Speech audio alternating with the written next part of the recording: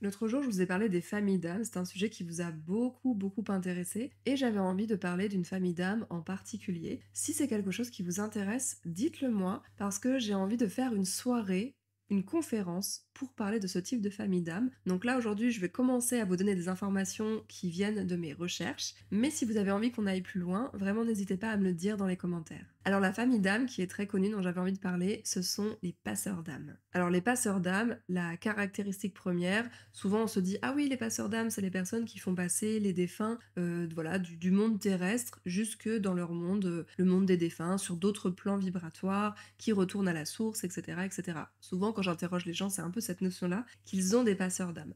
Mais les passeurs d'âmes, en vérité, c'est pas forcément relié au monde des défunts. Ça peut être relié à l'au-delà, à ce type de défunt, mais ça peut être aussi relié à tous les mondes invisibles en général. C'est-à-dire que les passeurs d'âme, ils ont une faculté de voyager dans ces différents plans vibratoires, dans ces différents mondes invisibles. En fait, ils ont la facilité de passer d'un état à un autre, d'un plan à un autre. Et ce sont des personnes qui font, ok, passer les défunts, ça peut, si c'est leur souhait, mais en fait, c'est plutôt une faculté d'aider les gens à passer d'un état à un autre. Donc il y a la mort, bien sûr, mais il y a aussi la naissance.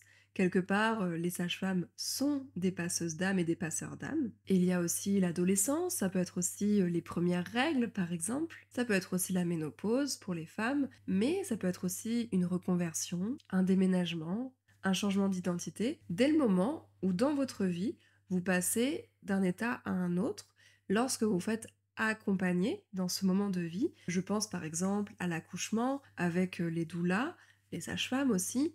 Moi vraiment ces personnes-là, je les ressens très fort comme des passeurs d'âme, des personnes qui nous aident à passer donc par exemple de l'état de jeune femme à l'état de mère par exemple. Voilà, je parle vraiment dans mon cas, mais dites-moi dans les commentaires si vous avez des exemples, si ça vous fait penser à des situations, ça m'intéresse de savoir. Et donc ces passeurs d'âme, ils ont une faculté inconsciente quelque part de communiquer avec les plans invisibles, de ressentir en fait les plans invisibles. Et aussi, ils ont souvent des communications médiumniques, mais c'est souvent nocturne. Alors pourquoi souvent nocturne?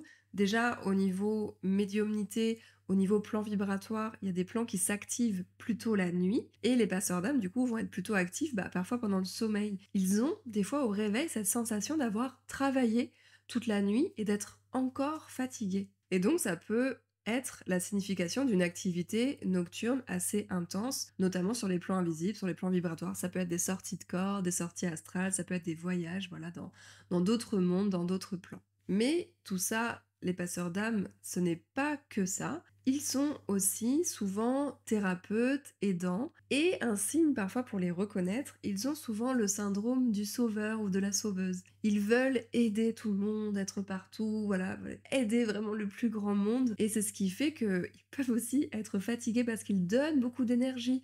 Le jour, la nuit, tu vois, ils sont là sur tous les plans, partout, ils font beaucoup de choses, et parfois, ils ont envie justement de faire beaucoup de choses, ils sont intéressés par plein d'activités différentes parce que comme ils ont cette faculté d'être, à la fois sur, différents plans, de s'adapter aux personnes pour les passages, ils vont souvent avoir plein d'intérêts, et du coup, c'est des personnes qui vont souvent être perdues. Elles vont souvent se dire: «Mais attends, mais dans quelle famille d'âme je suis? Qui est-ce que je suis? Qu'est-ce que j'aime?» J'ai souvent, plein d'intérêts, plein d'activités, plein de choses qui m'intéressent, mais comment faire? Comment choisir? Et il y a pas à choisir finalement, c'est vraiment dans leur faculté, dans leurs caractéristiques, d'être intéressés par plein de choses et de faire plusieurs choses. Alors qu'il y a d'autres personnes qui vont plutôt être spécialistes d'un seul domaine. Et du coup, comme ce sont des personnes qui peuvent paraître un peu éparpillées, entre guillemets, qui peuvent être intéressées par plein de choses, qui voyagent dans les différents plans, qui aident les gens à passer d'un état à un autre, eh bien souvent ces personnes sont déjà très souvent fatiguées et ont besoin particulièrement d'ancrage. Voilà, les passeurs d'âme, les passeuses d'âme ont besoin de travailler leur ancrage quotidiennement pour aider encore plus de monde, pour être encore plus efficace et avoir encore plus d'énergie, même déjà pour eux. Et elles ont besoin de prendre soin d'elles, particulièrement. Ce sont vraiment des personnes qui ont besoin de prendre soin d'elles en priorité parce qu'elles ont tendance à aller aider l'extérieur avant de s'aider elles-mêmes. Donc ça, c'est un conseil très important. Si jamais vous vous reconnaissez avec tout ce que je vous ai dit, vous me le direz dans les commentaires. Dites-moi en tout cas si ça vous parle, dites-moi si ça vous a intéressé, dites-moi si j'ai oublié des facultés. C'est un sujet sur lequel je suis encore en train de travailler et comme je vous ai dit, j'aimerais bien donner une longue conférence sur ce sujet-là qui m'intéresse beaucoup. Donc si le sujet vous intéresse, n'hésitez pas à me le dire dans les commentaires et sachez que je donne gratuitement chaque mois un soin totalement gratuit, ouvert à tous et à toutes. Et si vous avez besoin d'aide, si vous avez besoin d'un coup de pouce, vous pouvez vous inscrire. Le lien d'inscription sera juste en dessous en description de cette vidéo. En tout cas, c'était un vrai plaisir de partager avec vous. J'ai hâte de continuer ces vidéos. Je vous embrasse très très fort. Je vous dis à très bientôt. C'était Camille Verna.